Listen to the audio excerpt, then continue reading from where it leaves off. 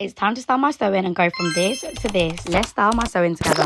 So just a little recap. I actually washed, conditioned and blow dried my sewing a couple of days before this. So I like to do a full wash around like the 3-week mark of getting it done. The process takes so long. I don't tend to style it on the same day. Girls, I say this all the time. Please invest in a Tangle Teezer. They're so good. First things first, we're going to add a heat protectant. This is the Mark Hill one. We're also going to go in with the L'Oreal Elvive Miracle Hair Serum. This adds some shine and leaves your hair feeling hydrated, which we really need right now. Now time to section my hair and start at the bottom. We're going to start off using these wide plate straighteners by Remington. They're actually so good. Remington products in general are so affordable yet so good. And honestly, we're just going to straighten the hair as normal. There's no technique at this stage.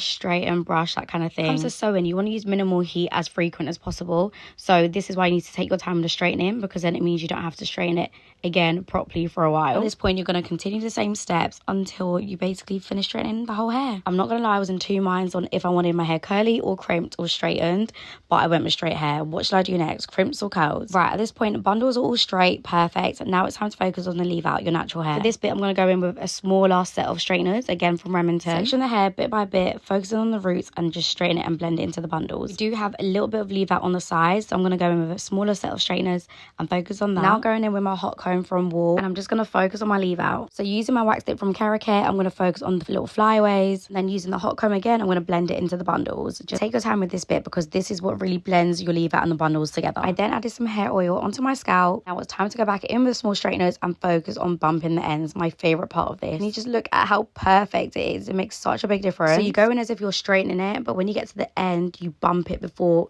you get to the end, if that makes sense. And what I like to do is hold the curl in place for a bit, just so that it keeps its shape. I'm sorry, it's so hard to explain, but hopefully seeing it, it's easier than me actually explaining it. Off with some hair oil, and just like that, your hair is done. Bumping the hair like this just adds that little bit to the look, and I love it.